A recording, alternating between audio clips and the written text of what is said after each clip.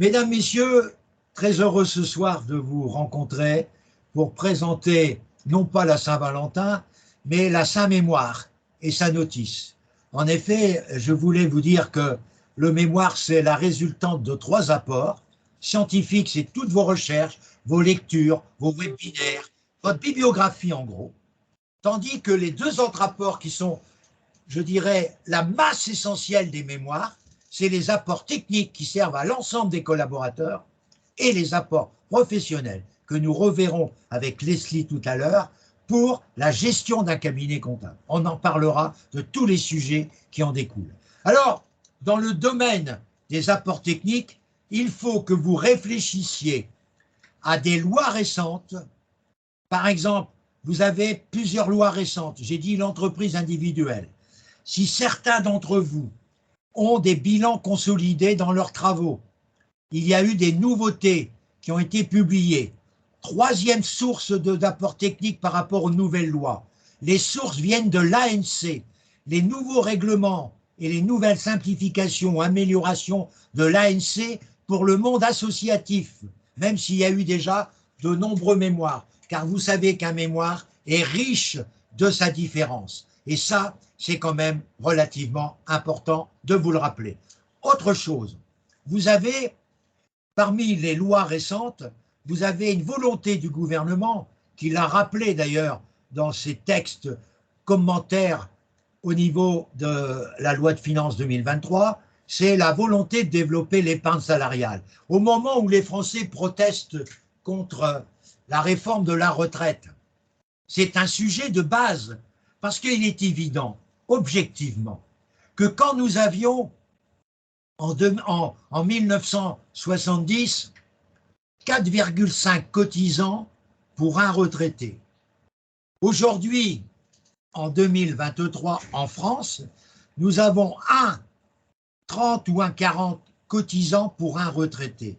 Je vous rappelle que pour le régime de répartition, c'est les cotisations d'aujourd'hui qui permettent de payer la retraite. Contrairement à ce que certains croient, vous n'avez pas un compte qui est mis sur un compte de la sécurité sociale retraite et qui porte ses fruits pendant toutes les années que vous allez travailler. Non, vos cotisations sont tout de suite reprises pour payer les retraites. Alors, sans être mathématicien de grande envergure, on comprend très bien que la masse à répartir va devenir critique pour la France, car le nombre de retraités va augmenter grâce à l'allongement de la durée de la vie. C'est pour ça qu'on recule le départ à la retraite, pour permettre cet équilibre.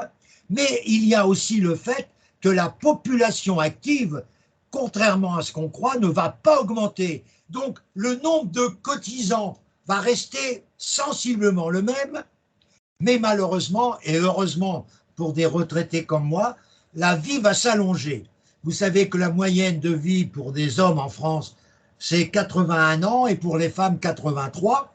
Donc ça vous donne le fait qu'on n'est pas éternel. Il y a des gens qui vivent quand on a 30 ans, on a l'impression qu'on est éternel, et quand on a 30 ans, puis qu'on dit 80 ans, ça c'est loin, j'avais la même impression quand j'avais 30 ans. Je pensais que avoir presque 80 ans, c'était très très loin. Ben, je peux vous dire que la route a été rapide, hein, parce que vous ne pouvez pas vous imaginer la vie comme elle a passé vite au niveau de l'activité, surtout quand vous avez une activité, je dirais, très dynamique comme beaucoup d'entre nous. Alors, il est évident que nous avons un sujet qui est sur toutes les lèvres, c'est que demain, les Français doivent prendre en charge une partie de leur retraite. Et grâce à l'épargne salariale, avec ces PEE et ces PERCO, qui sont des produits très spécifiques à l'épargne salariale, vous avez des efforts colossaux au niveau de vos dirigeants TPE et PME pour mettre en place cette épargne salariale. Et vous savez que la mise en place de l'épargne salariale ne doit pas appauvrir, je dirais, l'entreprise et le dirigeant, ou ses dirigeants si c'est une société. Alors vous allez dire, mais Francis, je ne comprends pas. Tu dis qu'il faut faire l'épargne salariale, et puis en même temps, tu nous dis qu'il ne faut pas appauvrir. Non, il ne faut pas appauvrir. Pourquoi? Parce que avec une candidate qui a eu brillamment son mémoire en 2019, j'ai lancé cette épargne salariale qu'elle ne connaissait pas. Et on a ensemble, tous les deux, trouvé une formule qui a été absolument appréciée par l'URSSAF et par la DRET. Je répète ce que nous avons fait. Nous avons dit que l'épargne salariale, c'est un élément pour motiver le personnel. Et motiver le personnel, c'est l'aspect gain financier est quand même important. Donc, la motivation du personnel peut être orientée par l'intéressement, qui lui-même peut être associé à l'épargne salariale. L'intéressement est un élément qui peut induire et conduire à l'épargne salariale. Et comment expliquer qu'on n'est pas appauvri? Je m'explique. J'ai toujours fait cette formule depuis 3-4 ans pour proposer à des clients qui me sollicitent pour savoir comment on doit faire pour ne pas s'appauvrir et motiver le personnel. Voilà comment ça se passe. Je prends l'EBE de l'année N. Je prends l'EBE de l'année N+1. J'ai donc l'augmentation de l'EBE. Cette augmentation n'est pas tout à fait logique si je ne pondère pas les EBE de l'année N et de l'année N+1 par rapport au nombre de salariés qu'avait l'entreprise en N et le nombre de salariés que l'entreprise a en N+1. C'est-à-dire que l'augmentation que j'ai constatée en valeur brute, on va prendre un exemple tout simple. Nous avons une augmentation d'EBE de, par exemple, 70 000 €. C'est une petite entreprise. Elle avait 4 collaborateurs en 2000 N et elle a 5 collaborateurs en 2000 N+1. Les 70 000 ne sont pas provoqués uniquement par l'amélioration de la productivité, puisqu'il y a un collaborateur de plus. Donc, qu'est-ce qu'on fait? On divise par le nombre, on fait 70 000 divisé par 5, qui est l'effectif de l'année N+1, et on multiplie par 4 pour ramener l'augmentation à la valorisation pondérée de l'effectif. Je répète, j'augmente, je calcule la variation de l'EBE. S'il n'y a pas d'augmentation, pas d'intéressement. Ça, c'est évident. S'il y a une diminution, on ne va pas redemander de l'argent au personnel. Il faut qu'il y ait une augmentation, que les salariés soient bien informés. Je répète ma formule. EBE global N, EBE global N+1. J'obtiens 70 000. Mais 70 000, c'était le fait qu'il y a eu un salarié de plus. Donc, les 70 000, s'il n'y avait pas eu un salarié de plus, quelle aurait été la valeur réelle de l'EBE sur lequel je peux calculer l'intéressement? Eh bien, je divise 70 000, qui est l'augmentation, par le nombre de salariés que j'ai la dernière année, multiplié par le nombre de salariés de la première année. Ce qui fait que 70 000, en gros, ça va arriver à 55 000, je simplifie, et c'est les 55 000, selon la direction, qui va donner pour une petite entreprise un pourcentage qui va permettre de donner une certaine prime d'intéressement à l'ensemble du personnel. Alors, il y a Solange qui n'arrive pas à nous joindre, donc je vais aller la chercher. Donc, c'est un premier sujet sur... Après, il y avait aussi Marietou qui était là aussi, mince alors. Solange, je l'appelle. Ensuite, je vais aller chercher Marietou, qui était là tout à l'heure. Marietou,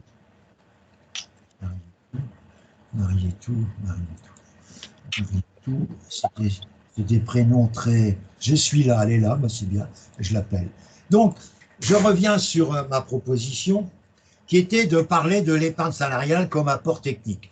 Il y a un autre problème sur l'apport technique d'un mémoire, c'est sur ECF, examen de conformité fiscale. Et après, vous avez, les amis, des apports techniques sur bien d'autres éléments que je vais vous rappeler. Vous avez des éléments récents comme la conso, qui a fait l'objet de modifications. Et pour avoir des idées d'apports techniques pour faire un mémoire, c'est pas de regarder la revue française de comptabilité il y a une page à la fin de chaque revue mensuelle qui vous dit des idées de mémoire. Je vous dirais franchement que c'est des idées de mémoire pour un doctorat de recherche.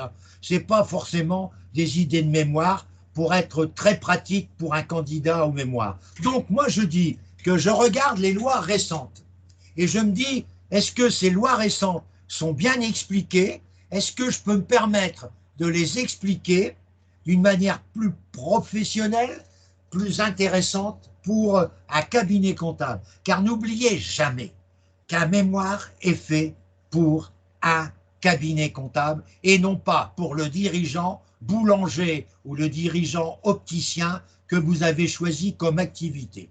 En effet, je reviens sur ce que je disais voici quelque temps. Je disais que sur l'apport technique, les amis, vous avez une chose extraordinaire, c'est les activités phares de votre portefeuille client. Par exemple, il y en a qui ont 5 à 6 pharmacies, il y en a qui ont 5 à 6 opticiens, il y en a qui ont 10 boulangers, il y en a, etc. Et vous devez vous poser la question, qu'est-ce que je peux apporter à cette activité que j'ai en nombre suffisant et non pas un seul exemple, parce que c'est mauvais quand on n'a qu'un seul exemple. Et c'est là où le jury vous dit, mais madame, monsieur, votre mémoire, bon, vous avez fait tout ce que vous pouvez, mais vous n'avez qu'un seul exemple. Comment voulez-vous qu'on puisse avoir une certitude de votre réflexion avec un seul exemple? Donc, il faut avoir au moins 2 à 3 exemples. Donc, l'activité que vous avez dans votre portefeuille peut constituer. Alors, quelles sont les activités que j'ai déjà rencontrées?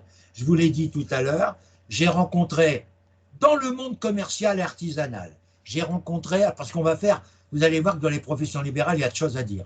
Il y a les boulangers, les opticiens, j'ai eu aussi les garagistes comme mémoire, j'ai eu les viticulteurs en agriculture, les viticulteurs, comment faire l'analyse de notre ami, je ne sais plus comment elle s'appelle, bon bref, elle est en train de me faire un bon mémoire sur la viticulture dans le Gard, sur la mise en place d'une comptabilité analytique par rapport aux crus, etc. J'apprends énormément de choses. Je vous dis qu'avec son mémoire, un expert comptable apprend. Donc, il y a ça. Il y a un problème que Stéphane, qui est avec nous ce soir et qui avait fait un mémoire blanc, entre guillemets, dans son dossier livret 2 de l'année dernière, sur, comme il est DAF, et puis à la fois possible bientôt commissaire aux comptes et expert comptable, il a fait un mémoire sur l'entreprise dans laquelle il est le DAF, sur une entreprise qui fabrique des liqueurs assez exceptionnelles. J'ai eu le plaisir d'avoir, je dirais, j'étais gâté par Stéphane. Mais je vous dirais, Stéphane, que je n'ai pas encore goûté, on n'ose pas. On attend un grand événement, puisque l'événement sera justement le jour où tu seras diplômé. J'essaierai la bouteille, mais pas avant. Donc, je reviens sur mes idées. Ça, c'est les activités commerciales et artisanales.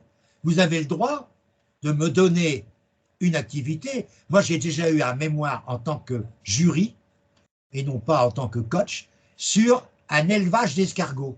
Une entreprise qui élevait les escargots.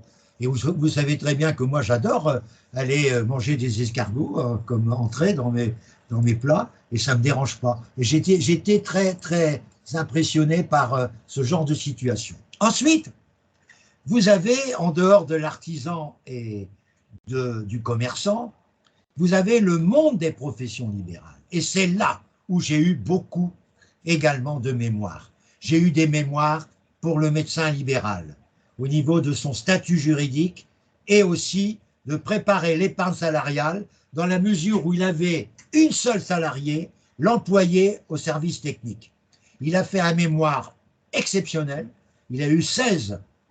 Il y a eu un autre candidat qui a fait sur l'architecture, un autre candidat qui a fait sur les radiologues, un autre candidat qui a fait sur les laboratoires d'analyse et qui a amélioré, je dirais, le processus rendez-vous qui était mal organisé dans ce laboratoire.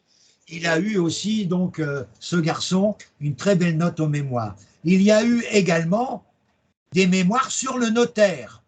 sur la comptabilité notariale, car vous savez comme moi que les notaires ont une comptabilité spéciale, que certains experts comptables ne savent pas bien. Donc quand vous apportez un élément d'information pratique à des experts comptables, vous rentrez dans le moule du mémoire. Et ensuite, vous avez eu, les amis, d'autres mémoires sur le monde libéral. Et vous avez des mémoires aujourd'hui, et moi ça m'intéresse ces mémoires, c'est sur le problème aujourd'hui des sociétés d'exercice interprofessionnel, c'est-à-dire les SEIE ou les SIE, comme vous voulez, interprofessionnels d'exercice, qui ont été programmés une fois par une de mes candidates de Marseille en 2020 et qui a eu bien sûr son mémoire. Donc, le monde libéral, à travers ses spécialités, j'ai eu des mémoires en tant que jury sur les huissiers, un huissier que vous avez en client, un radiologue, une SCM associée à une SCI et des sociétés libérales pour un chirurgien dentiste, aussi chirurgien dentiste, ça peut être une occasion, mais à chaque fois dans votre mémoire, vous devez être capable d'orienter votre réflexion sur une comptabilité de gestion. Suffit pas de parler de respect de la compta générale et de la fiscale. Il faut que votre mémoire, les amis, s'ouvre vers la gestion. Et c'est là où vous allez séduire le jury, par cette comptabilité complémentaire qui, au fur et à mesure des travaux que vous faites aujourd'hui en 2023 et les années suivantes, ce conseil des experts comptables va devenir quelque chose de tout à fait habituel dans la demande des professions libérales. Et c'est à vous, en tant que mémorialiste, d'apporter cette preuve dans votre mémoire de l'intérêt que cela peut présenter.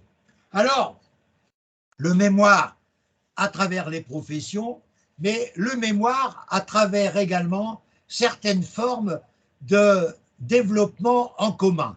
Et comme développement en commun, vous avez des GIE, un mémoire sur les GIE, par exemple, des experts comptables qui ont fait un GIE pour faire toute leur formation pour des cabinets comptables qui sont dans la même ville. Ils ont fait donc des formations avec un GIE. C'est le GIE qui organise tout le GIE. Et grâce à ce GIE, eh bien, ils ont gagné beaucoup d'argent. Ils ont le même animateur pour l'ensemble des personnes et en conséquence, le coût de la formation est beaucoup plus réduit et donne satisfaction. D'abord, il y a des relations qu'on n'aurait jamais nouées avec d'autres collègues de cabinet. Et là, c'est l'occasion de se réunir ensemble, de faire connaissance.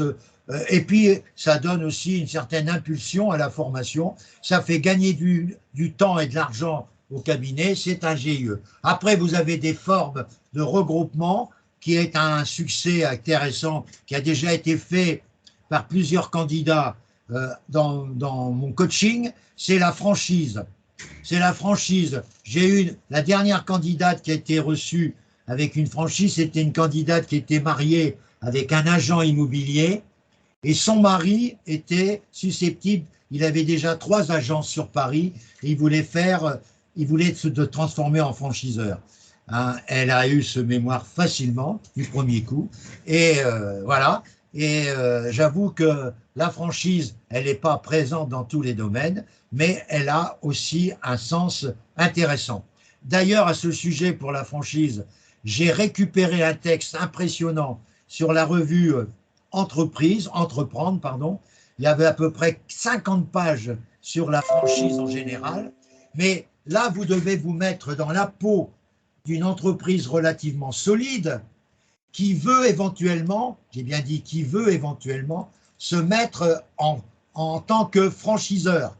Donc là, vous ne pouvez pas envisager un sujet si vous n'avez pas malheureusement toutes les conditions au niveau de la structure de l'entreprise pour qu'elle soit franchiseur. Et là, ça nécessite quand même une certaine densité, un certain capital propre non négligeable, donc un certain nombre de conditions. Mais ces pages que j'ai collectées en plusieurs fois sur Entreprendre seront distribuées lors d'un envoi durant ces prochains jours.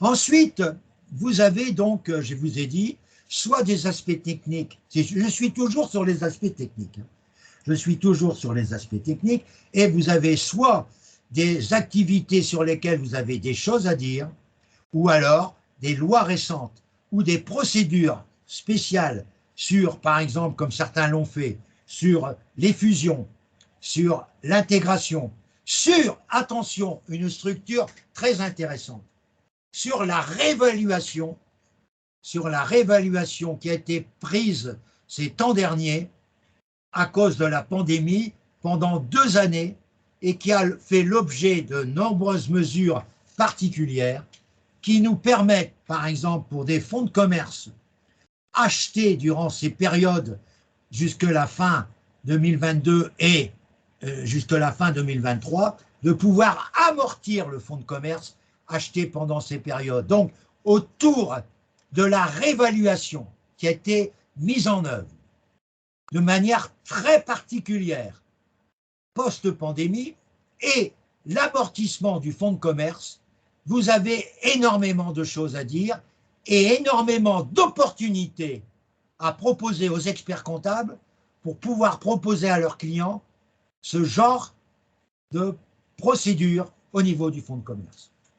Voilà pour l'instant mes réflexions. Je vais vous laisser maintenant, en essayant d'être le plus discret sur votre identité, je vais demander dans la première partie de mon exposé, qui est les aspects techniques d'un mémoire, du moins la base d'un thème de mémoire sur les aspects techniques qui sont notre profession. Vous pouvez trouver, et là j'allais l'oublier, du côté du commissaire aux comptes, à travers les grandes nouveautés, et là la grande nouveauté technique des commissaires aux comptes, vous le savez comme moi, c'est que la loi Pacte leur a supprimé par le relèvement des seuils un nombre non négligeable de dossiers sur lesquels leur présence n'est plus souhaitable, mais ils ont développé d'autres services, et en particulier, ils ont développé des services qu'ils proposent, c'est des audits légaux allégés, c'est la mission ALPE,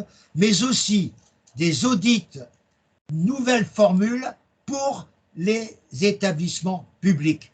La grande idée de M. Olivier, président de la Commission nationale des commissaires aux comptes, c'est d'attaquer et de se faire mieux connaître auprès de tous les EIP. Bon, ça, c'est déjà en grande partie réalisé, ce marché, mais il y a toutes les communes, les syndicats de communes, les CIVOM et compagnie, qui auraient besoin d'un véritable professionnel, même si leur service comptable, a priori, les gens qui sont dans les services comptables sont quand même des gens formés au moins au DCG, au DSCG, voire plus, pourquoi pas, école de commerce. Mais le fait d'avoir un audit légal, rapide mais suffisant, peut éclairer les différents décideurs de ces communautés. Et ça, j'avoue que c'est aussi à mémoire. Comment mieux faire connaître le commissariat aux comptes auprès des instances, des établissements et communes et comités de communes. Voilà un exemple. Mais là, j'aborde déjà presque l'aspect professionnel. Alors, sur l'aspect technique, est-ce que quelqu'un, après on verra l'aspect professionnel où certains vont se retrouver dans les mémoires qu'ils auraient envisagé de réaliser. Alors, dans l'aspect technique, est-ce que vous avez des remarques d'activité ou des remarques de services que vous pourriez proposer et qui auraient l'image, d'après vous, d'un thème de mémoire relativement intéressant? Je vais prendre l'exemple de Laurence qui a réalisé un mémoire blanc également pour son VAE-DEC. Elle a validé les 2 UV mais pas le mémoire, alors qu'elle a été interrogée sur le mémoire d'une manière assez conséquente. Tu peux nous rappeler, chère Laurence, sans donner ton nom, quels sont les thèmes, quel était le thème de ton mémoire, qui est un aspect très technique de ton mémoire?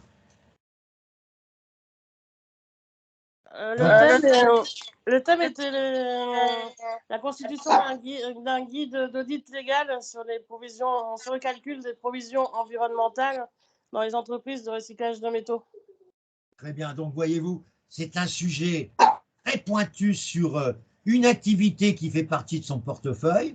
Elle en a profité pour servir, et son but, il est bien de servir la profession, en mettant en évidence tous les paramètres décisifs pour valoriser ou justifier une provision. Elle a fait un excellent mémoire.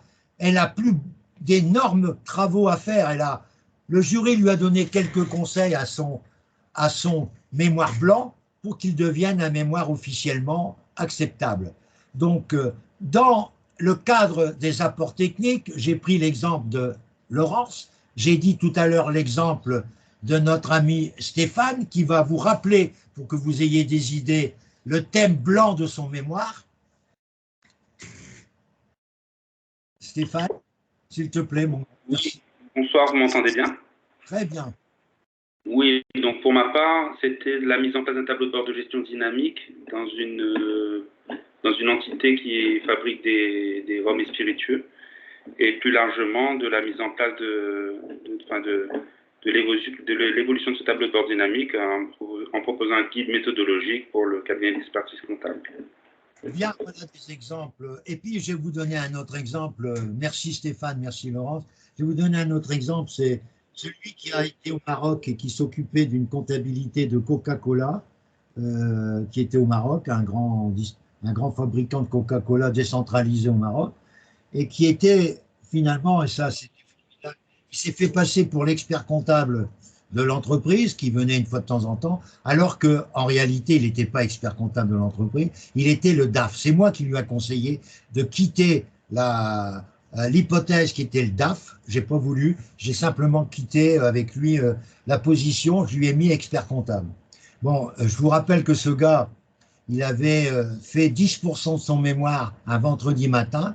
Il m'a appelé pour dire je suis en panne, j'ai su vos coordonnées, monsieur Tison, par X, Y, Z.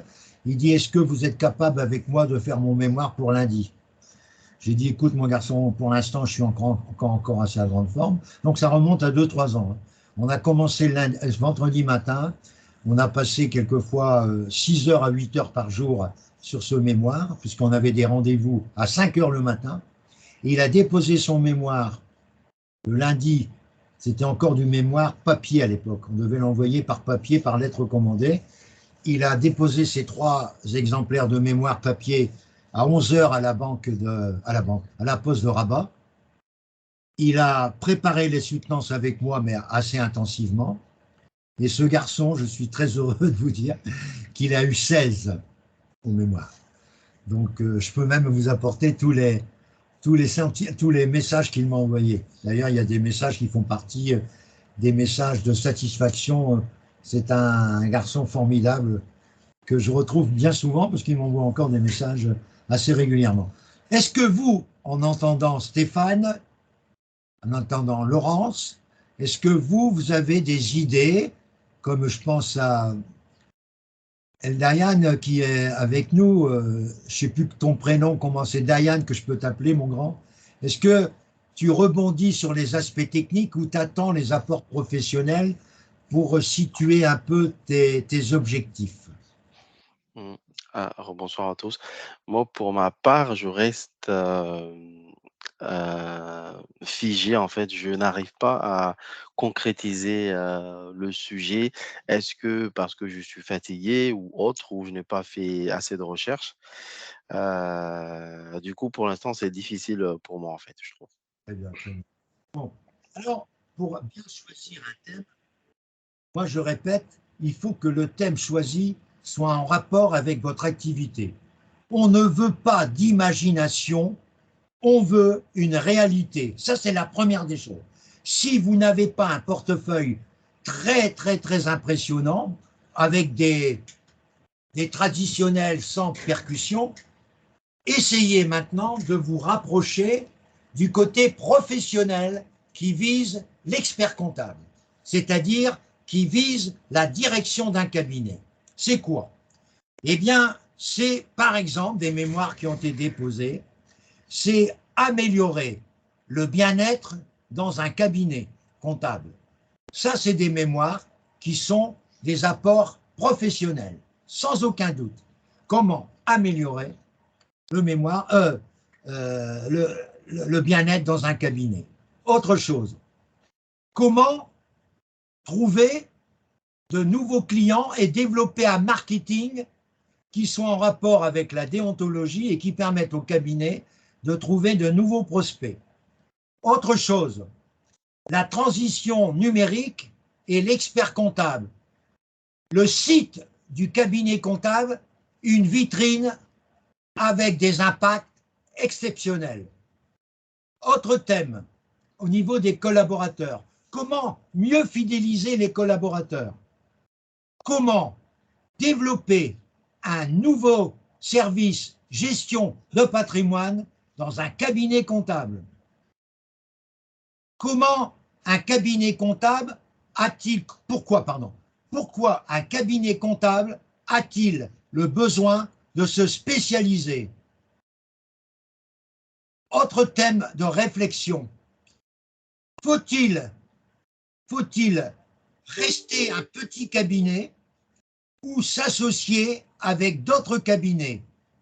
C'est des modalités de réflexion qui appartiennent à un expert comptable.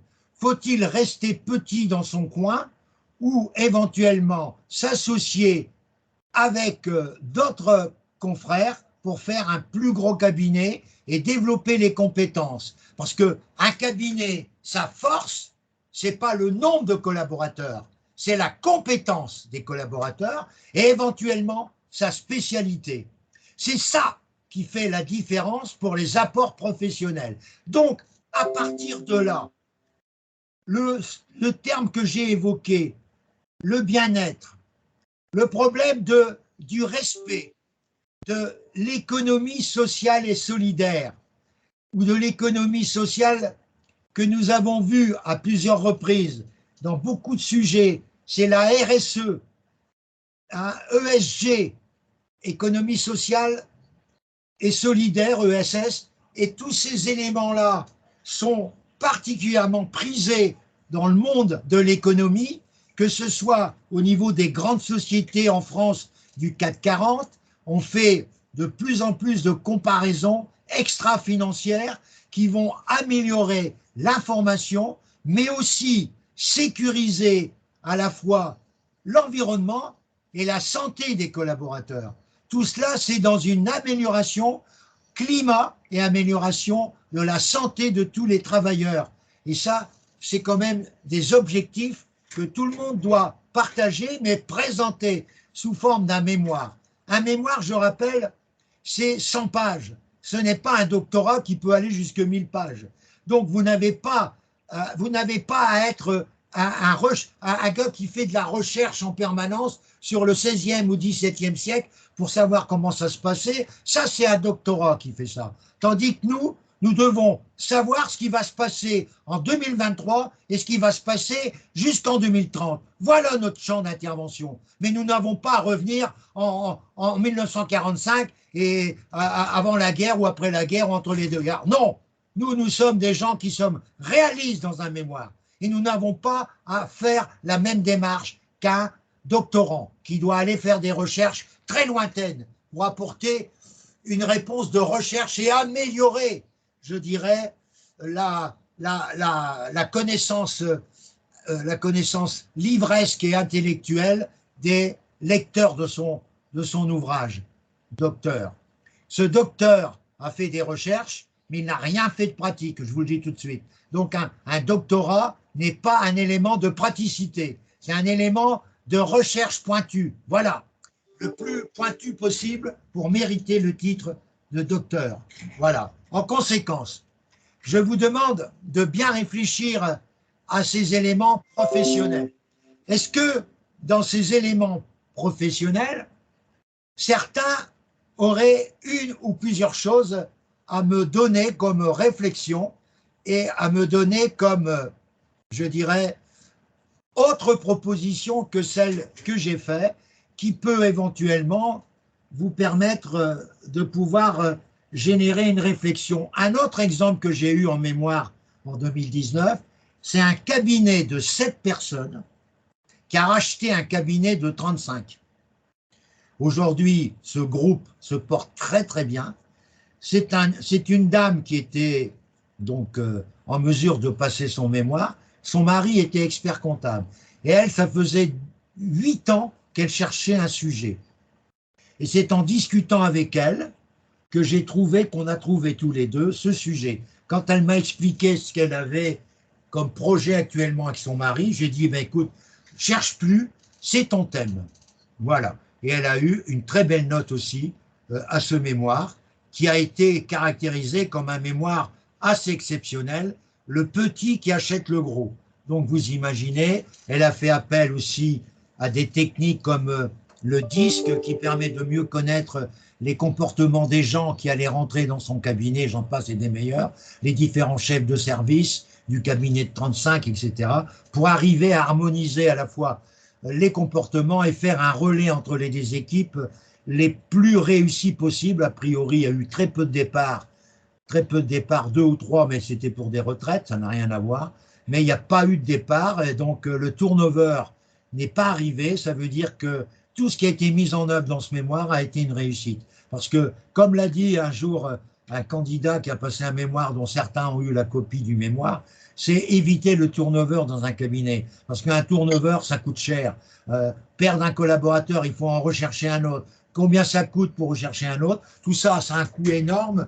Donc, préserver la fidélité des collaborateurs est un sujet très apprécié. Bon, maintenant, il est assez répandu, ce sujet, et voilà. Alors ensuite, j'écoute au niveau du professionnel, d'après vous, les éléments, les amis, qui pourraient éventuellement vous intéresser comme réflexion que vous avez trouvée à travers ce que j'ai dit et à travers votre propre écoute de ce que j'ai pu vous dire sur les apports professionnels d'un mémoire au niveau donc du cabinet d'expertise comptable.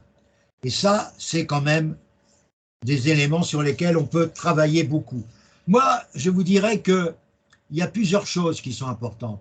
C'est que le Conseil national des experts comptables, comme la compagnie, développe l'idée qu'il faut s'intéresser de plus en plus aux services publics. Ça, c'est les mêmes sentiments d'un côté et de l'autre. Autre chose aussi qui est sans arrêt remplie et rappelée par le CNOC, c'est de développer de plus en plus, non pas la gestion de patrimoine comme un conseiller en gestion de patrimoine, mais la stratégie patrimoniale de vos clients. Donc, se former en stratégie patrimoniale. À cette enseigne que le CNOC conseille à beaucoup d'experts comptables d'aller faire un DU patrimonial en faculté, celle qui est la plus connue actuellement et qui a priori est le leader, bien que je ne sois pas toujours d'accord avec ses cours, c'est celle de Clermont-Ferrand. Parce que, voyez-vous, dans la vie, quand on est expert comptable, on ne doit pas avoir une grosse tête. Parce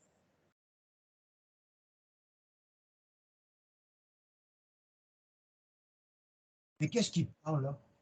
Ah, mince, alors on m'interrompt comme ça, et puis tous les micros sont fermés, je comprends rien. Bon, ben, ouais, je comprends rien. Bref, c'est pas grave, je continue. Pour vous dire que avoir une tête trop pleine, c'est pas bon, je m'explique. Si vous faites un DU patrimonial, parfait.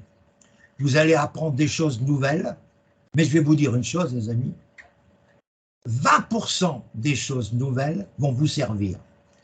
80% des choses que vous allez apprendre, jamais vous aurez l'occasion, parce que c'est, je dirais, le monopole des conseillers en patrimoine, et en conséquence, vous n'avez pas la possibilité de vendre vous. Vous avez la possibilité de faire de la stratégie, d'orienter votre client vers telle ou telle chose, mais vous n'êtes pas à vendre des produits. Et 80% de la formation DU, que ce soit à Valenciennes, à Dauphine, ou à Clermont-Ferrand, ou à Toulouse, ou à Marseille, il y a une grosse partie qui est réservée à la gestion de patrimoine proprement dit, qui est normalement interdite à l'intérieur d'un cabinet comptable. La stratégie patrimoniale, oui, mais la gestion de patrimoine, non.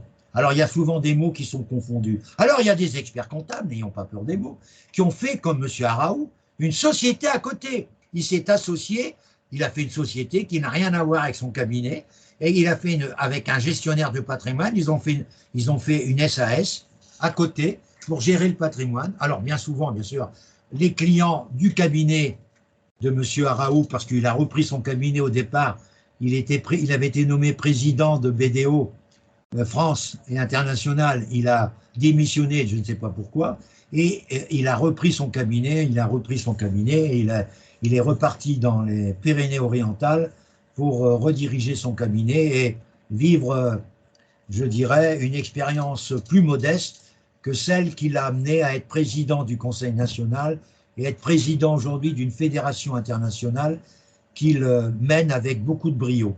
Mais il est aussi donc revenu responsable d'un cabinet traditionnel. Tout ça pour vous dire qu'il y a des experts comptables qui ont créé des sociétés à part.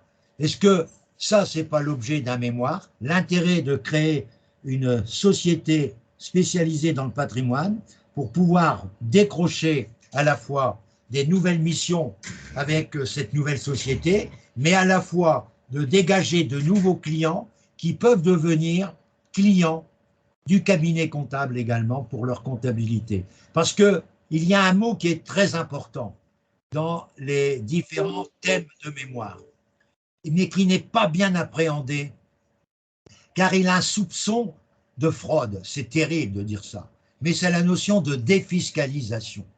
La défiscalisation est un mot qui a tout son sens. Ça veut dire qu'on investit dans des domaines qui nous permettent d'avoir des économies d'impôts, soit sur l'impôt proprement dit, ou sur la base imposable de nos revenus. Cette défiscalisation, le monde de l'expertise comptable la maîtrise mal. Un de mes candidats, qui est actuellement dans mon groupe, mais qui n'a pas eu le mémoire en 2022 novembre, c'est Frédéric, qui est en Polynésie, et qui a 12 heures, 13 heures de décalage avec moi, c'est-à-dire qu'au moment où je vous parle, il est actuellement 9 heures du matin chez lui, et demain matin à 7 heures, 6h30 demain matin, j'aurai notre ami Frédéric. Alors, il me disait, Francis, j'ai passé ma soutenance à distance, puisque là, je l'ai passé pas loin de chez moi, j'étais à 10 minutes de l'endroit où j'ai passé ma soutenance et mes épreuves écrites. On était 10 là-bas pour passer les épreuves écrites et moi, j'ai passé, il était 21 heures le soir là-bas, c'est-à-dire en gros, il n'y avait que 12 heures en heure d'été, avant l'hiver, il y avait 12 heures ou 13 heures, je ne sais plus. Il a été convoqué au rectorat de son lieu là-bas, en Polynésie, à 21 heures. Il a passé à 21h30, il était 9h, je crois, ou 9h30 à Arcueil. Il m'a dit, je n'ai pas eu celui qui m'a agréé. Il dit, puis je me suis rendu compte que les gars n'avaient absolument pas lu mon mémoire. Ils ne connaissaient strictement rien. Ils posaient des questions d'une banalité, comme ils ne comprenaient rien et qu'ils n'avaient pas lu le mémoire parce qu'il avait fait des tableaux, etc., pour expliquer l'intérêt de l'IR. Il a fait du girardin industriel, du girardin habitation. Il a fait tout ce qu'il valait. Et il a refait son mémoire ici en ajoutant encore des tableaux pédagogiques. Il demande de changer de jury, mais il demande de pouvoir, si c'est possible, avoir la personne qui l'avait agréé et qui n'était pas là le jour de la soutenance. Vous avez le droit, quand vous repassez un mémoire, de ne pas demander le même jury et de demander celui qui n'était pas là la première fois, demander s'il est possible de... Vous voyez des gens qui parlent en même temps que je parle, bon, je veux bien que vous avez le droit de parler, mais faites pas aller votre micro, mince alors. Vous avez le droit de parler sans faire aller votre micro, vous pouvez parler sans faire aller votre micro, merci d'avance. Alors, je reviens pour vous dire que au niveau de l'aspect professionnel, le développement à la fois du secteur public et le développement de la gestion de patrimoine sont des éléments qui ont été développés dans des revues françaises de comptabilité, un dossier spécial en 2022 sur le secteur public et un dossier spécial en juillet 2022 sur la gestion de patrimoine. Je puis vous dire que c'était assez exceptionnel, ces numéros spéciaux qui comportaient 40 à 50 pages et qui peuvent constituer une base documentaire. Plus, et c'est ça le plus, que si vous n'en faites pas dans votre cabinet, ce n'est pas la peine de me parler de ça dans un mémoire. Si vous n'avez pas une expérience accolée à votre thème, vous ne pouvez pas arriver à être convaincant. J'en suis désolé.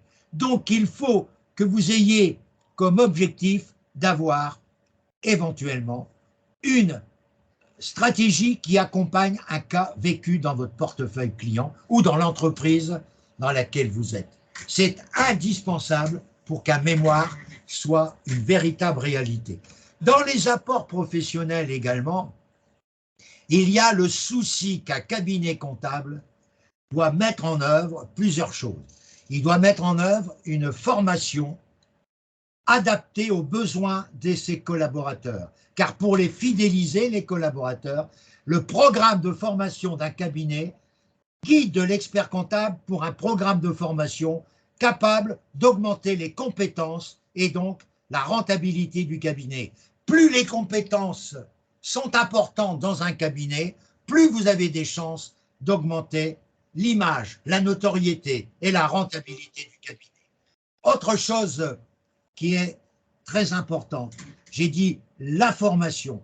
Le problème aussi important, c'est le problème de pouvoir recruter en dehors des experts comptables des spécialistes qui peuvent être des apports pour un cabinet, à embaucher des spécialistes très pointus dans le domaine numérique, des spécialistes très pointus dans le domaine de la fiscalité immobilière.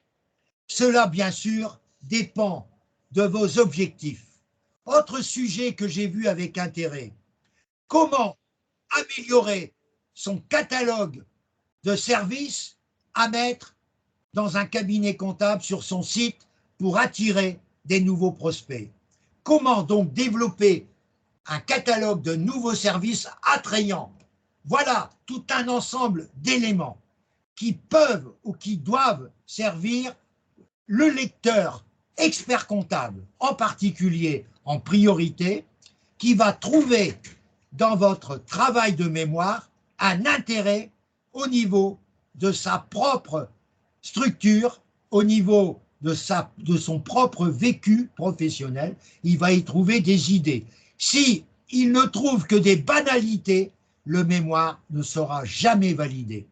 Donc, il faut que vous apportiez une différence.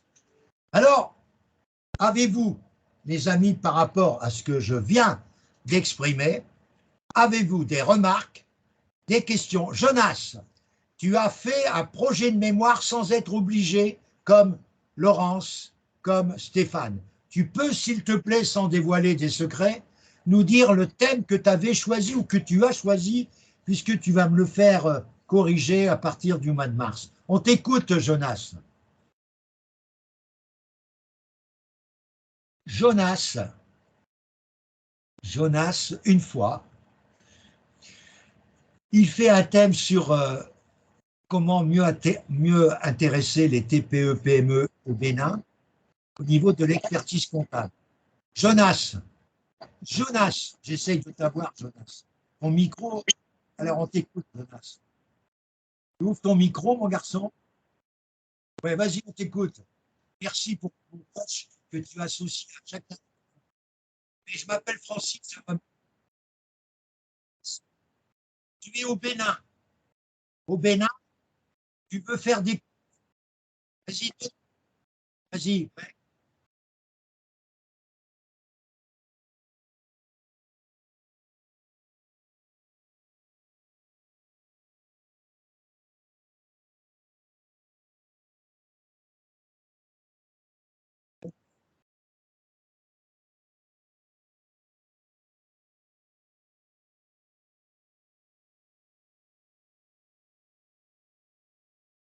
Il est évident. Merci beaucoup. Mais tu as changé de thème. Parce que tu avais fait un autre thème, mon grand. Tu peux rappeler le thème que tu avais voici quelques semaines?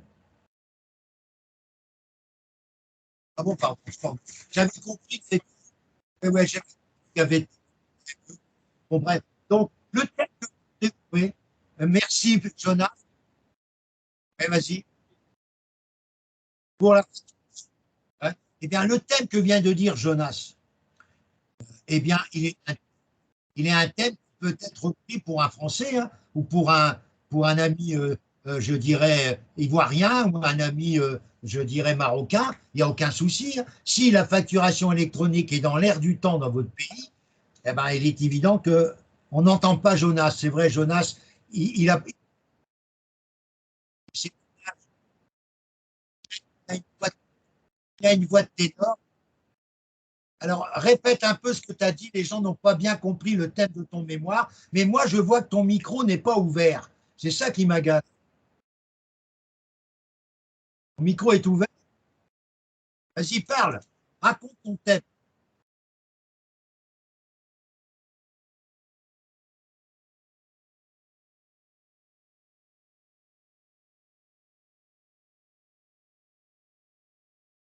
Eh bien, ben, écoute, ce thème que tu viens de dire, objectivement, peut être un thème repris par beaucoup d'entre nous, dans la mesure où on ne parle que de facturation électronique.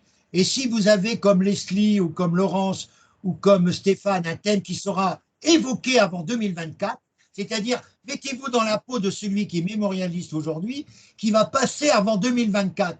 S'il a fait à mémoire avant 2024, qui est le lancement des premières facturations électroniques pour des entreprises importantes, eh bien, vous allez marquer des points. Parce qu'il va y avoir des mémoires sur les facturations électroniques. Mais vous, vous allez cibler votre population, c'est-à-dire les TPE et PME. Vous n'allez pas essayer de cibler toutes les entreprises que vous n'avez pas dans votre portefeuille. C'est comme Jonas, il a trouvé les TPE et PME qui font partie du portefeuille dans le cabinet dans lequel il est. Voilà. Et puis, je pense que, bon, il y a des gens qui n'ont pas besoin de mémoire, mais à voir, on en discutera au mois de mars. On fera un mini-mémoire éventuellement. Si l'UV3 du DC VAE ne me paraît pas suffisante au niveau de vos expériences, on essaiera de faire une note de synthèse que vous allez dire que vous l'avez faite pour vos collaborateurs, pour leur expliquer ce que c'est que la facturation électronique et tous les travaux qu'on va devoir mettre. Vous allez pouvoir vous appuyer sur des webinaires que j'ai mis à votre disposition et que je remettrai à votre disposition, qui serviront vos collaborateurs et donneront au jury VAE une image de l'UV3 où le gars, il a fait une information importante sur la facturation électronique qui vaut un mémoire, même s'il n'a pas fait ça sous la forme d'un mémoire. Parce qu'on lui dit soit note de synthèse, soit rapport, etc. Bon, maintenant, je termine, à moins qu'il y ait d'autres questions. S'il vous plaît, est-ce qu'il y a d'autres questions sur l'aspect professionnel? Je vais terminer sur la dernière partie de mon travail de ce soir, c'est comment faire une notice qui est convaincante. D'abord, les amis, il y a le thème choisi. Le mot expert comptable doit être à l'intérieur du thème. Ou alors le commissaire au compte, parce que vous savez que vous avez le droit de présenter un thème de commissariat.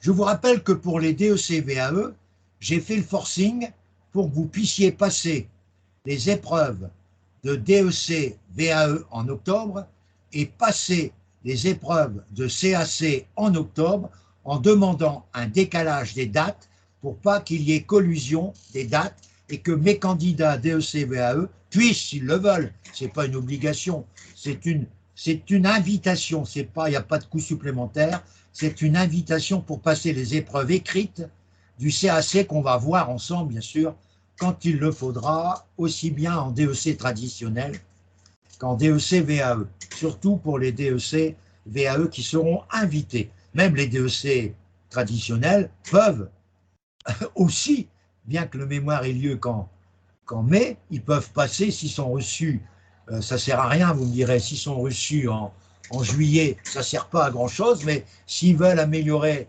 leur CV, eh ben, ils peuvent passer le CAC dans la foulée, puisqu'ils ont toutes les conditions.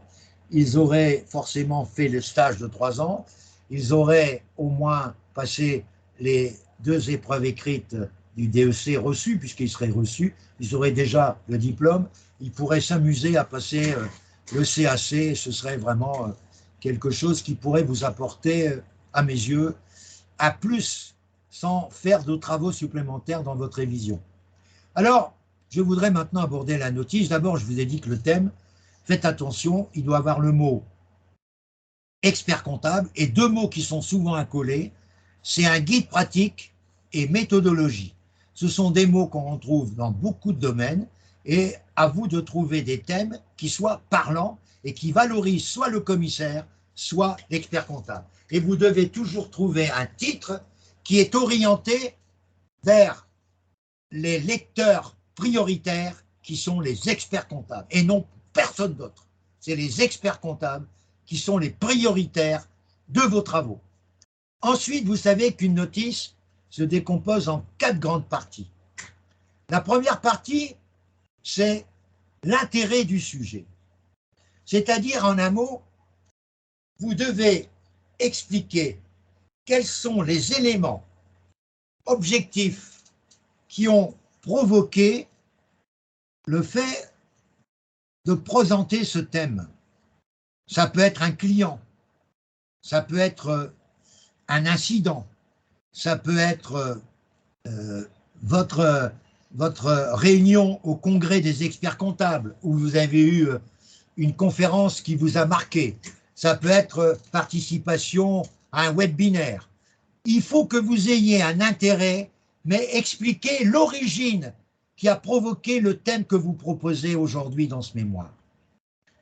Ensuite, vous devez, dans cet intérêt du sujet, montrer rapidement les points essentiels que vous espérez apporter au niveau de l'intérêt pour la profession de commissaire aux comptes ou d'expert comptable, et pourquoi pas, dans certains thèmes, pour les deux professions. Soyez capable de montrer que vous maîtrisez les deux professions dans leurs travaux habituels, dans leurs perspectives de développement, et cela sera déterminant dans l'intérêt du sujet. L'intérêt du sujet, c'est quoi en volume? Eh bien, écoutez, si vous regardez les recommandations du jury national, l'intérêt du sujet, c'est 1 page. Je suis obligé de vous dire, et que je le regrette, que certains de mes candidats ont fait 6 pages à 7 pages d'intérêt du sujet. Ils ont raconté des histoires, bon, c'est passé, ils ont eu un 4-1, mais j'avoue que moi, quand j'étais amené à faire les examens de notices, les notices faisaient 6-7 pages sans la bibliographie. Alors qu'aujourd'hui, on voit des notices, alors là, je suis impressionné, je me dis, mais le jury qui n'est pas payé pour les notices, il doit dire, ils m'ont fait chier, ils m'ont fait 26 pages. Donc ça, réfléchissez bien, les amis, c'est une erreur. Donc je dis, le jury national vous dit 1 page.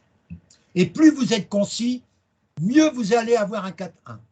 Le deuxième paragraphe, important, deuxième page importante, c'est les objectifs du mémoire et la problématique du mémoire. Ça, c'est hyper important.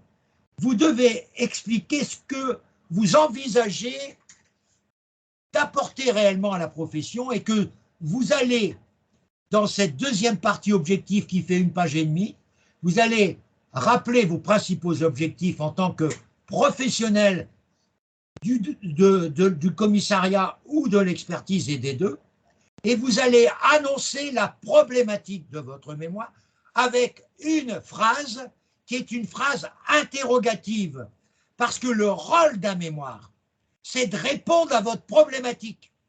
Donc la problématique, elle ne doit pas être multiple, elle doit être unique. Même si c'est une longue phrase, elle doit être unique. Et elle doit se terminer par un point d'interrogation. Et elle doit, par la suite, pour tenter de répondre à cette problématique qui est le cœur même de votre différence que vous allez apporter, dans la partie objectif, vous devez annoncer le plan de votre mémoire en 2 ou 3 parties, pas plus, jamais plus de 3 parties. Vous allez à la catastrophe si vous faites plus de 3 parties. Aujourd'hui, les plans les plus nombreux, dans les derniers mémoires que j'ai fait valider, c'était des mémoires en 2 parties. Je dirais qu'il y a 60% en 2 parties et 40% en 3 parties. Voilà un peu mes statistiques, et c'est les statistiques nationales, je vous le dis tout de suite. Cette notice, il faut un 4.1. Pour avoir un 4.1, il faut que vous annonciez plusieurs choses. Il faut que vous annonciez que vous avez des outils, que ces outils doivent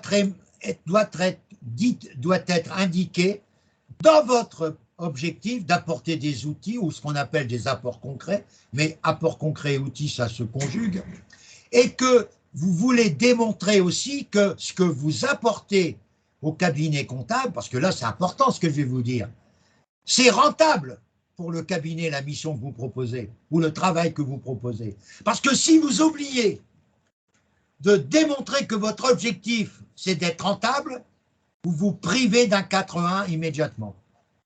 Donc il faut que, par les mots que je vais corriger avec vous, bien sûr, il faut que nous sentions la volonté que vous avez d'apporter des choses nouvelles, créées par vous, des outils, ça peut être des tableaux Excel, ça peut être un web binaire ou une vidéo que vous avez réalisée vous-même. Il y a un gars qui a fait l'intelligence artificielle et ses outils, c'était des vidéos qu'il s'était fait filmer et il y a eu 16. Hein, c'est Rami, un Marocain de novembre 2022. Il a fait des vidéos qui ont été appréciées, mais avec une qualité exceptionnelle, parce que dans la vidéo, il expliquait des choses tellement compliquées qu'en lisant, on n'aurait rien compris. Tandis qu'avec une vidéo, ben, le gars, il s'est fait filmer par sa femme ou je ne sais qui, par un collègue, et il a fait 2 vidéos de 10 minutes qui ont impressionné le jury. Donc c'est pour vous dire qu'aujourd'hui, en 2023, les amis, pour une notice, on peut annoncer, sans présenter la vidéo maintenant, on peut annoncer dans nos outils qu'on aura possibilité de faire une vidéo pour mieux expliquer le thème ou la problématique qu'on va tenter. Et ça va séduire le jury qui a besoin d'avoir des documents qui ne sont pas trop fatigants. C'est beaucoup plus agréable de lire. Ouais, Christian, bonsoir Christian. Tu es là, mais je ne t'ai pas encore vu. Si je t'ai vu. Non, c'est pas. Il y a Christian qui est là, ça me fait plaisir. Je suis très content que Christian soit là. Et il aura tous les éléments, comme tout le monde là. Il aura tout ça. Je suis très heureux de trouver Christian là. Je suis très heureux. Donc, je reviens les amis sur la notice. L'objectif, c'est d'annoncer vraiment les objectifs pratiques que vous allez apporter et annoncer votre problématique. Et ensuite, c'est éventuellement apporter, je dirais, l'annonce du plan en 2 ou en 3 parties. 1 page et demie. Ça fait 2 pages et demie pour la notice pour l'instant, si vous respectez les consignes. Et plus vous êtes en respect avec ces consignes, plus vous allez gagner. Ça, c'est hyper important. Je reviens maintenant à la 3e partie du mémoire. C'est les liens entre le thème que vous avez choisi et votre expérience professionnelle.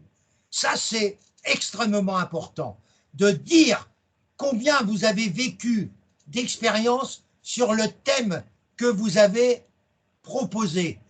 Alors là, vous devez rapporter, mais attention les amis, au RGPD, vous ne devez pas citer des personnes qui ne sont pas publiques.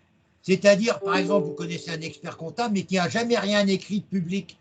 Vous ne devez pas le citer sans préciser que vous avez respecté le RGPD et que la personne, vous dites que toutes les personnes, vous devez noter en bas de votre notice, que toutes les personnes citées dans cette notice, en vertu de la règle RGPD, m'ont donné leur accord pour que le nom puisse apparaître. Parce que là, on pourrait vous prendre à défaut en disant « Monsieur, vous avez cité des noms qui ne sont pas publics parce que vos noms n'ont fait aucun ouvrage, ils ne sont pas consultables sur les réseaux, donc en conséquence, vous avez fait une erreur de ne pas leur demander leur permission. » Alors, je ne vais pas vous demander de faire la permission, mais ça, c'est quand même relativement intéressant. Et ce travail de relation professionnelle, c'est de dire, par exemple, comme certains l'ont fait, j'ai eu l'occasion de faire 5 contrôles internes en 2022 et 2023 sur des communes de mon pays, sur des communes de ma province, ça, etc.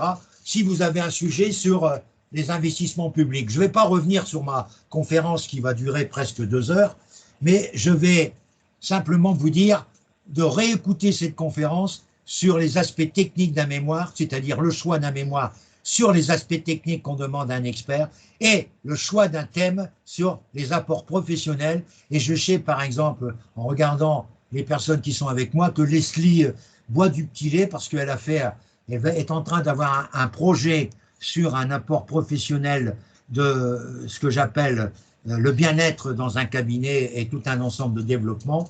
Et j'avoue que je suis très, très intéressé par son thème, qui est un thème peut-être qui a déjà été vu, mais je vous rappelle que la transmission est un thème qui a été vu par plus de 1000 mémorialistes qui ont été diplômés. Vous allez me dire, comment ils ont fait? Eh bien, ils ont fait 1000 thèmes sur la transmission, mais chacun a sa griffe.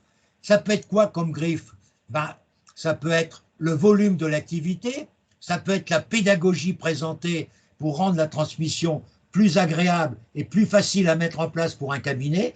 C'est toute la finesse de votre exposé, de votre travail qui fait la différence. Donc on peut avoir le même thème sans pour autant, hein, Christian n'arrive pas à rentrer. Est-ce que Stéphane, si tu vois Christian qui n'arrive pas à rentrer, depuis tout à l'heure il me dit j'arrive pas à rentrer alors que j'essaie de l'appeler, si tu peux l'appeler, ça m'arrangerait beaucoup. Moi j'essaye de l'appeler Christian, mais ça va pas, donc je suis désolé. Voilà, donc si tu peux, Stéphane, ça m'arrangerait. Christian n'arrête pas d'essayer de vouloir rentrer, c'est vrai. Bah, Leslie, si tu peux, c'est ton patron, tu peux le faire rentrer, ton patron, si tu veux. Voilà. Bien, alors on revient sur le problème de la notice. Donc, 3/4 de page pour les intérêts, de l'intérêt du lien du sujet avec vos activités professionnelles. C'est pour montrer votre expérience professionnelle. Donc, vous n'êtes pas obligé de noter les entreprises, mais vous donnez le secteur d'activité. Vous donnez aussi votre participation à des manifestations qui sont en rapport avec le thème. Par exemple, vous avez assisté au congrès des experts comptables du Maroc ou l'expert comptable de la Côte d'Ivoire et au congrès à distance du congrès français. Vous avez pu avoir toute je dirais, la panoplie des conférences et ateliers qui ont été tenus dans les congrès français et ça vous a beaucoup servi pour améliorer votre expérience. Donc tout ce qui est en rapport avec le monde de l'expertise et le monde du thème, le fait par exemple, si vous faites, je prends un exemple banal, hein, si vous faites un thème sur la boulangerie pour améliorer les marges, ben, si vous dites dans mon portefeuille j'ai 15 boulangeries, il est évident que les amis c'est un point fort de votre notice. Si vous dites que j'ai une seule boulangerie qui est très moderne, ça va laisser un peu de doute sur l'avantage de votre mémoire. Parce que, quelle que soit l'activité, par exemple pour le vélo, il y a des locations de vélo, c'est un thème extraordinaire. C'est la mise en place d'une comptabilité analytique que vous ne savez pas faire ou que vous n'avez jamais voulu faire ou que votre patron n'a jamais voulu faire parce qu'il dit les gars ils vont pas payer, ça coûte trop cher. Mais essayez de mettre en place pour les marchands de vélo, j'ai pris ça. J'avoue que c'est intéressant, les marchands de vélo.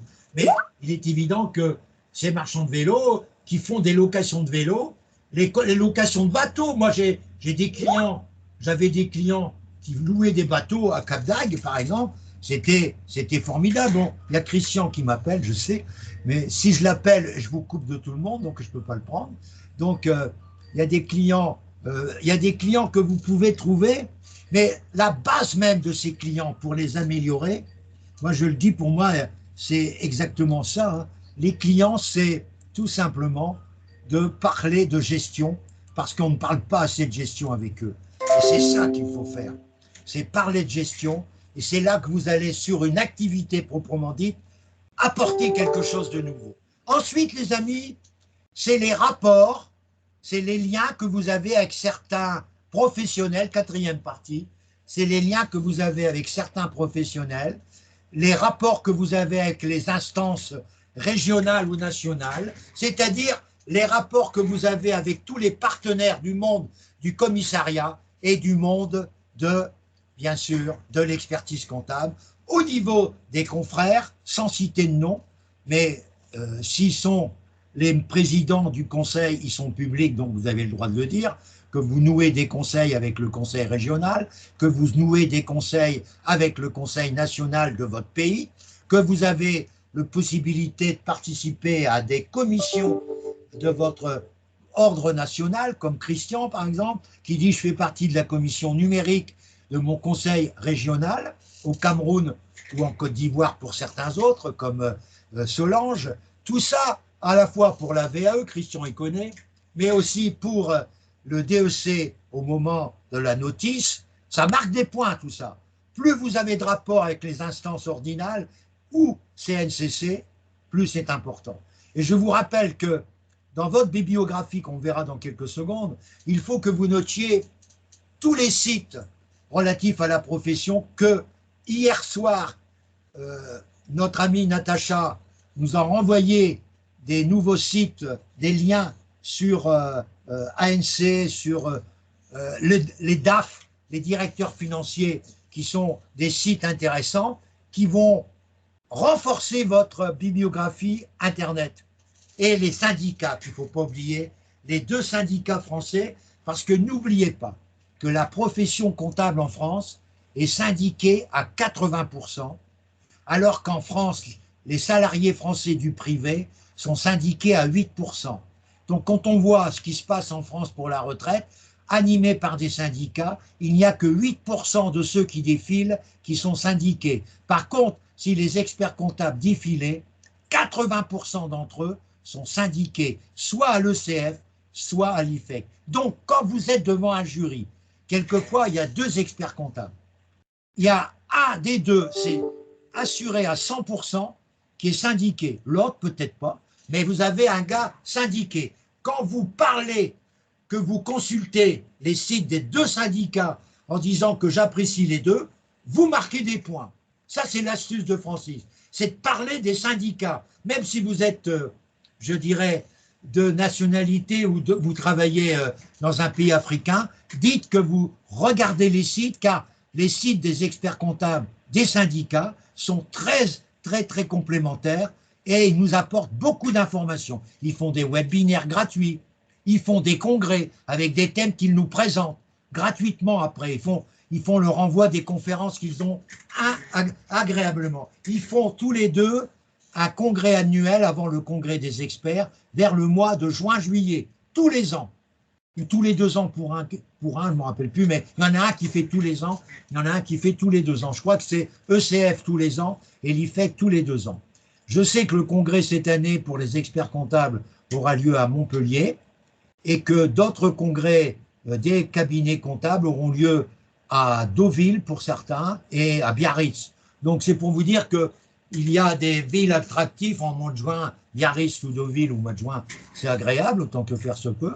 Et tout ça, on sait joindre l'utile et l'agréable, et c'est ça l'avantage des syndicats. Ils ont fait aussi des séminaires à la montagne au cours du mois de janvier, ECF, où il y avait beaucoup de monde, 96 personnes assistaient à des séminaires, avec des réunions de travail sur justement la fiscalité et l'abus de droit, qui est malheureusement de plus en plus important, l'abus de droit, et compte tenu que ça fluctue énormément entre optimisation fiscale et abus de droit, moins il y a un sujet que je rêve qu'un expert comptable fasse.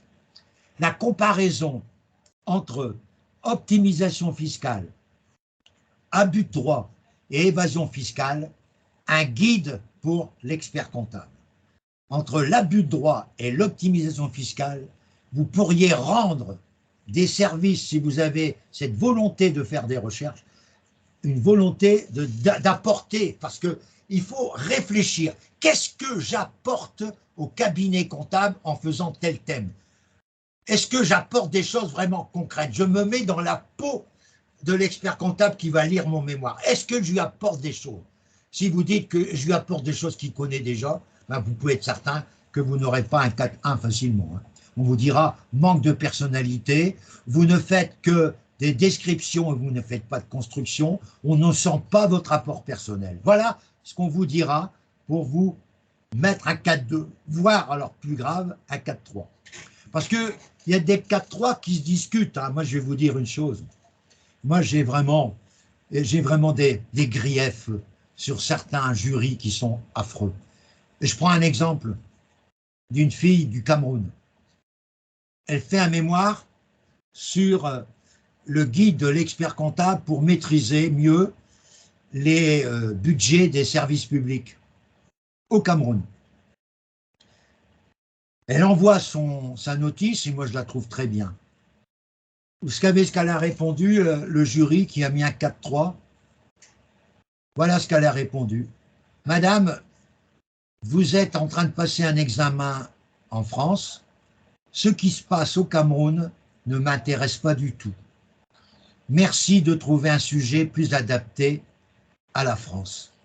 Voilà le genre de réponse qui a été confirmé par le secrétaire général du DEC, alors que moi, dans les thèmes de mai 2022, j'ai dit bien de mai 2022, sur 21 mémoires qui ont été validées, 14 étaient des mémoires qui traitaient d'un thème de leur pays. Vous imaginez la contestation entre 14 mémoires qui traitent du Bénin, d'une activité au Bénin, d'une activité au Maroc, sur les mines, avec tout ce qui se passe au Maroc, etc., au Sénégal, en Côte d'Ivoire et au Togo. J'ai eu ces candidats-là qui ont eu leur mémoire et qui sont diplômés, et cette femme qui présente un mémoire, le jury lui dit « ça ne nous intéresse pas, c'est le Cameroun ». Mais vous imaginez la divergence d'opinion entre ces jurys. J'avoue franchement que je ne peux plus être forcément d'accord avec les décisions du jury national qui est quelquefois totalement en opposition avec les conseils qui ont pu être donnés par des examinateurs de commission. C'est-à-dire on a en VAE des exemples où les examinateurs ont dit vous avez bien fait de faire un mémoire, mais il faudra le présenter pour que ça soit beaucoup plus sympa pour vous et plus sécurisant et plus valorisant, mais vous avez fait un bon mémoire, mademoiselle ou madame, n'est-ce pas Laurence? Mais vous n'avez plus qu'à l'améliorer et vous verrez que vous aurez un diplôme qui sera beaucoup plus apprécié parce que vous aurez fait un mémoire en réalité comme tous les autres experts comptables diplômés. Eh bien voilà, ça c'est des gens. Et puis par contre, on vous dit, dans le jury national, il y a un gars qui a conseillé à ses auditeurs, c'est moi, de faire un mémoire et que c'est vraiment une idée farfelue, ce conseil ne connaît pas du tout la VAE. J'ai réagi comme un lion quand je vois ça, sachant que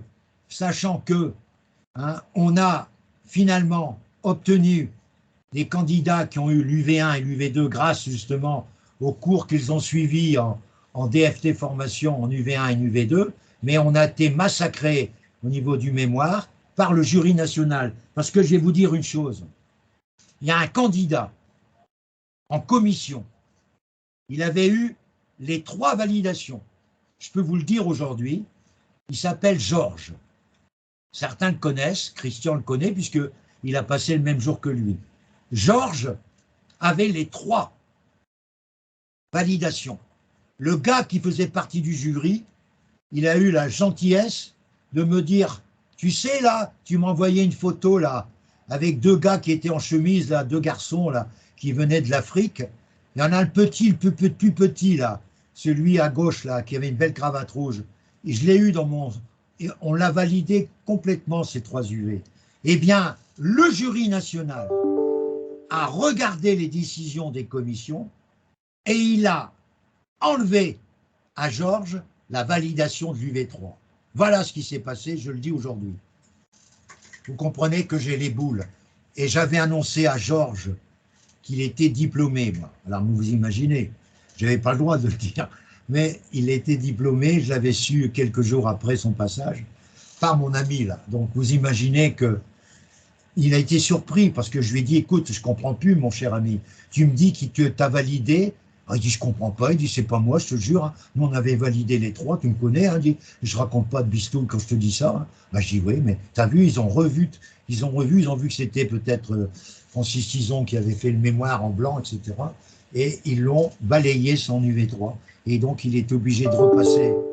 Georges, bon, ben, c'est pas grave, il avait déjà fait un bon mémoire, il va s'en sortir sans problème. Mais voyez, pour moi, la délicatesse ou l'indélicatesse que j'ai eue, c'est à vous de juger, parce que j'étais tellement content que Georges été diplômé parce que j'avais confiance en mon ami qui a fait partie du jury national pendant 21 ans et qui a été remercié voici 2 ans, mais qui continue de faire partie du jury VAE. Mais on lui a dit qu'il était un peu trop vieux et qu'il fallait donc laisser la place à des plus jeunes.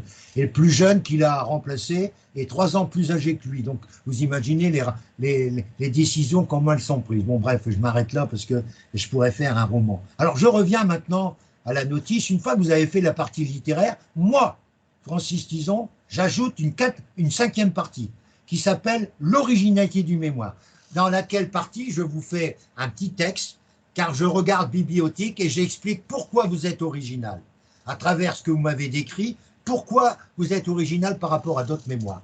Et puis après, on fait le plan synthétique qu'on va travailler là. Alors, le plan synthétique, il doit se contenter de marquer les parties du mémoire, 2 ou 3, et simplement les chapitres. Par contre, le plan détaillé, il doit reprendre le même architecture que le plan synthétique, mais y ajouter dans les chapitres section 1, section 2, section 3. C'est-à-dire que si vous choisissez 3 sections au chapitre 1, il faudrait que le chapitre 2 ait 3 sections. Si vous choisissez 3 chapitres à la première partie, il faut, par l'équilibre, que si vous faites que 2 parties, la deuxième partie ait 3 chapitres également. Et 3 sections. Si vous avez choisi 3 sections pour le premier chapitre, démerdez-vous pour avoir 3 chapitres au chapitre 2, etc. Si vous faites 3 parties du mémoire, vous n'êtes pas obligé de faire 3 chapitres par partie. Vous pouvez faire 2 chapitres, mais avec cette volonté d'être symétrique, c'est-à-dire de faire 2 chapitres à la première, 2 chapitres à la seconde, 2 chapitres. Et ensuite, il y a l'introduction et la conclusion d'un travail qui n'est pas la notice. Mais l'introduction a un but, c'est de revoir une partie de la notice que vous avez mis dans l'intérêt du sujet, parce que vous ne pouvez pas inventer les choses. Vous ne faites pas la même chose, mais vous reprenez en un mot une certaine synthèse de l'intérêt du sujet dans l'introduction. Et ensuite, vous annoncez le plan du mémoire. Donc ça fait en gros une partie qui fait 25 lignes, c'est la première, et une deuxième, parce que dans la première, vous faites une sorte de synthèse entre l'intérêt et l'objectif, et ensuite vous annoncez les parties du mémoire que vous allez développer, sans bien sûr être trop détaillé, mais vous annoncez, et puis vous terminez toujours, à la fin de votre introduction, par une citation. Citation liée à quoi? Liée à votre thème, ça on peut le trouver facilement, mais liée également à votre pays, c'est-à-dire si vous faites un thème alors que vous êtes ivoirien ou béninois ou marocain ou togolais, essayez de trouver un thème, ou si vous êtes d'origine alors que vous êtes en France depuis un certain nombre d'années, eh bien trouvez un thème, autre thème d'un auteur de votre pays, ça marque des points. Pour la conclusion, elle a 2 objectifs, une conclusion. Elle doit, dans la première partie, résumer les points importants de votre étude. Et la deuxième partie de la conclusion, qui doit faire 2 à 3 pages au total, c'est une projection sur le futur de votre étude. L'intérêt de ce que vous avez fait pour le futur. Ça, c'est indiscutable. Une conclusion n'est pas qu'une synthèse, elle est aussi une projection. Et vous pouvez terminer par une citation qui correspond à une citation soit de M. Canesi, soit de M. Olivier, et soit de Madame, etc., qui a été nommée par la plus grande surprise, présidente du CNOC. Il faut que vous terminiez par une citation d'un des professionnels. Vous prenez M. Olivier, si vous avez un sujet sur le commissariat, et vous avez la possibilité par Google ou Brave, qui est un moteur de recherche que je vous ai conseillé, qui est formidable au niveau des recherches, Brave, qui donne plus d'informations à mes yeux que Google, et vous cherchez soit M. Canesi, récemment président, là il a fait beaucoup de citations, vous savez Madame, que vous cherchez Madame Sainte, je ne sais plus comment elle s'appelle, et puis M. Olivier qui en a fait beaucoup. À vous de voir si les 2 peuvent marcher, parce que si vous avez fait un mémoire qui sert les 2 professions, vous pouvez éventuellement faire ce genre de situation. Alors, Les amis, j'ai terminé rapidement mon exposé qui a duré un peu plus longtemps que prévu, je m'en excuse, dû à des démarrages un peu plus compliqués grâce ou à cause d'Internet. Si vous avez des questions à poser, dites-le moi. Est-ce que vous avez été content de ce que j'ai pu vous raconter pour un mémoire, pour situer les thèmes? Alors moi, si vous voulez, moi, il y a des professions qui me passionnent, hein, comme la restauration. Au niveau des prix de revient, j'ai eu des fast-food. Il y a des professions, moi j'ai eu des professions, alors là, j'ai eu 2 mémoires, les amis. Vous n'allez pas rigoler. J'ai eu 2 mémoires qui ont eu 11 et 13 en 2 années différentes sur les pompes funèbres. Un de Lille et un de l'Aisne, qui sont tous les deux aujourd'hui des experts comptables bien en poste, sur les pompes funèbres. Alors, il est évident que vous avez, les amis, énormément de choses à travailler, mais vous pouvez maintenant, votre travail, c'est quoi avec moi? C'est de me proposer votre thème et en discuter avec moi à partir du mois de mars. Parce que ici, je l'ai expliqué dans un message récent, que je privilégie tous les amis qui passent leur mémoire et qui doivent le déposer en février 2023 pour le 28. Donc tous mes amis qui sont actuellement demandeurs de rendez-vous, je ne dis pas que je refuse les rendez-vous, mais je vous demande, en dehors des rendez-vous collectifs qu'on a le samedi, dimanche, et le lundi soir exceptionnellement comme ce soir, de réserver, si vous n'avez pas une urgence considérable, de réserver les rendez-vous cette semaine et la semaine prochaine à nos amis qui doivent déposer. J'ai quand même une bonne équipe qui doit déposer des mémoires et j'ai beaucoup de rendez-vous. Il y en a qui n'ont pas trouvé de rendez-vous pour me voir. Donc, c'est pour ça que j'ai fait ce petit courriel. Bon, écoutez, moi, je remercie tous les amis présents ce soir. Ça m'a fait énormément plaisir d'en retrouver certains. Vous savez, je ne suis pas un gars qui cherche le fric, hein, je voudrais quand même vous rassurer, mais j'essaye de considérer que le travail d'une personne qui se dévoue comme moi à fond du matin au soir mérite quand même une petite reconnaissance et que le barème que je propose, je répète, m'engage pour 3 sessions, mais à la condition suprême que je répète volontiers, que ça soit la même catégorie d'examen. Je m'explique. Si vous passez le mémoire avec moi et que vous échouez et que vous repassez le mémoire en novembre, par exemple pour mes amis de mai, il n'y a aucun problème. Si vous le repassez en mai 2024, il n'y a aucun problème, je vous suis. Mais si vous passez la VAE et qu'on vous oriente vers un DEC traditionnel, là, c'est plus le même examen. Donc, en conséquence, je ne peux pas accepter de refaire un travail sans me faire payer d'une manière beaucoup plus agréable et beaucoup moins importante qu'un mémoire classique. Mais je ne peux pas. Donc, je vous dis déjà que si vous avez échoué dans un mémoire que certains ont engagé avec moi, vous êtes parti pour 3 sessions pour le mémoire. Ça, il n'y a aucun doute. Si vous restez, bien sûr, sur le même mémoire. Si vous me dites, Francis, je change de sujet, alors là, je reste sur le mémoire à la condition que vous gardiez le même sujet. Si vous me dites, je suis obligé de changer de sujet, bah alors là, non, hein, je refais un nouveau mémoire, là, je peux pas. Non, je m'engage sur les mêmes principes. Mais j'ai jamais eu de problème avec mes candidats qui ont fait un mémoire. Tous ont eu leur mémoire après le 2e, et je dirais même qu'il y en a eu 2 qui ont eu le mémoire après leur 3e passage. Mais certains n'avaient pas fait tout avec moi. Ils avaient fait le 2e passage avec moi, ils n'avaient eu une note meilleure, mais ils n'avaient pas eu le mémoire. Et voilà. Donc, il y a quelqu'un qui dit qu'il y a des rendez-vous, mais regardez, parce qu'il y en a beaucoup qui ont pris des rendez-vous, parce que le matin, il y a des rendez-vous, mais qui sont déjà pris par tous les mémorialistes qui sont du mois de mai. Alors, quand on me dit j'ai un rendez-vous à 8 heures, je dis à ces amis-là qui ne sont pas urgents, vérifiez s'il n'y a pas de croix avant, parce que je suis sûr que de 6h30, parce que à 6h30, je prends Frédéric, hein, mais il n'est pas mis sur le doodle pour qu'il soit tranquille et moi aussi. Donc à 6h30, j'ai Frédéric jusqu'à 7h, mais de 7h à 10h, a priori, tous les matins, j'ai quelqu'un. Du moins, les mémorialistes de mai. Au soir, c'est peut-être plus facile. Mais si vous avez un problème de rendez-vous urgent, n'hésitez pas à m'envoyer un mail en disant « Francis, je ne peux pas, comme l'a fait tout à l'heure Koudia, je ne peux pas, peux-tu me présenter une possibilité de rendez-vous? C'est ce que j'ai répondu à Koudia. Elle a eu la politesse de me répondre en disant, Francis, je vois que tu es débordé, tu me proposes un rendez-vous en 2 heures de doodle, c'est gentil, mais non, je préfère attendre le mois de mars, j'aurai avancé davantage et on pourra travailler sérieusement au mois de mars mon mémoire qui est à déposer pour le 31 août et non pas, comme beaucoup d'entre nous qui m'écoutent ce soir, vous avez une notice. Moi, écoutez, mon calendrier avec mes auditeurs qui me font confiance pour la notice est le suivant.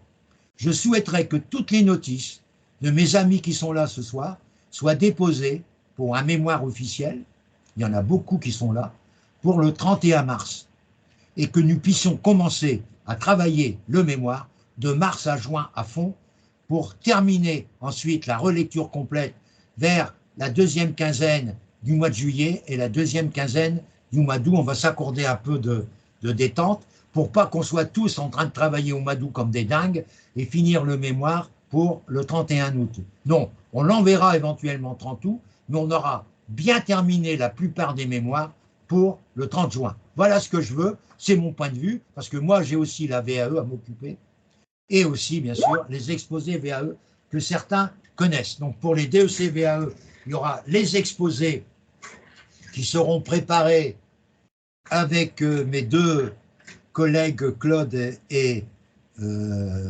puis Fanette, qui sont des gens qui ont suivi mes cours d'exposé. Et vous voyez, je leur fais confiance. Ils se sont inscrits pour les exposés uniquement. Ils avaient déjà déposé le livret 2, ils ne me connaissaient pas. Donc ils ont fait que les exposés et ils se sont investis pour m'aider à préparer les exposés. Je vous dirais franchement que je le fais parce que je les aime bien, mais pour moi, les exposés, je sais faire, mais je les prends parce que c'est des gens que j'apprécie beaucoup. Mais ils sont très demandeurs, donc Francis et sa bonté, bien sûr, les prend avec lui, mais Francis il sera peut-être absent quelques jours et ils pourront me remplacer utilement pour parfaire les exposés, et j'aurai bien sûr les vidéos à regarder de loin, mais je les regarderai également. Mais voilà, les amis, je vous remercie, je vous souhaite à tous de bien réfléchir, de penser à ce que j'ai dit et de vous dire que vous n'êtes pas parti pour une seule session.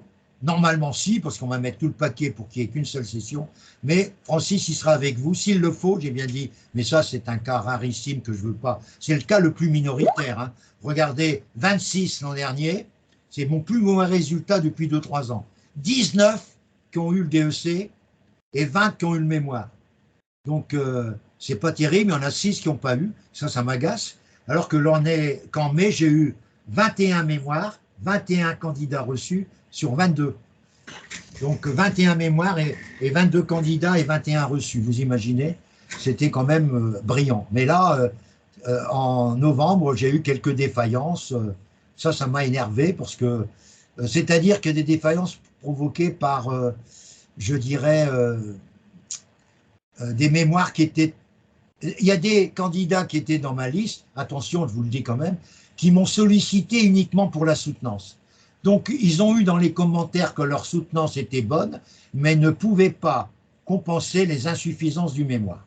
Donc, vous me direz, c'est pour moi une satisfaction, mais ce n'est pas une satisfaction pour l'équipe que je représente. Hein. On aurait souhaité que tout le monde soit reçu. Mais c'est pour vous dire que parmi les 6, il y en a 4 qui n'ont fait avec moi que la soutenance. Ils ont eu donc une appréciation qui valorisait la soutenance, mais moi, comme j'ai eu que le mémoire après l'avoir déposé, je ne pouvais plus revenir sur le mémoire. Voilà. Les rendez-vous individuels seront décalés pour certains qui sont moins urgents à partir de la première semaine de mars. N'ayez pas peur. Vous pouvez déjà savoir que dans quelques jours, vous aurez. Mais s'il y a des trous qui ne sont pas remplis, vous pouvez tenter de me prendre un rendez-vous. Et si vous trouvez que c'est urgent pour vous par rapport à votre planning, je ne serai pas fermé à pas accepter un rendez-vous avec vous. Hein.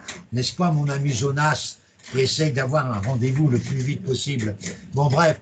Donc, je vous souhaite à tous une très belle fin de journée, une très belle soirée, une bonne nuit. Reposez-vous bien. Et vous savez, quand on a la conscience tranquille, on a un sommeil très réparateur. À très bientôt. Merci à vous de votre présence. Et encore, merci beaucoup.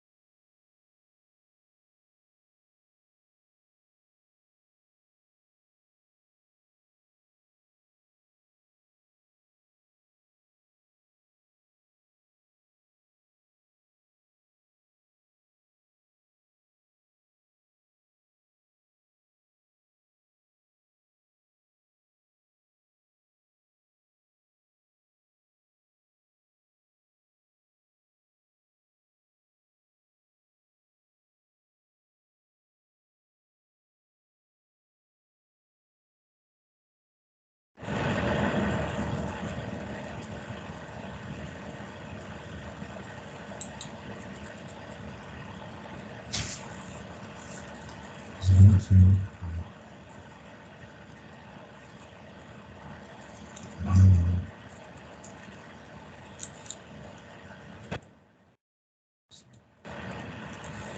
Rejoindre le père.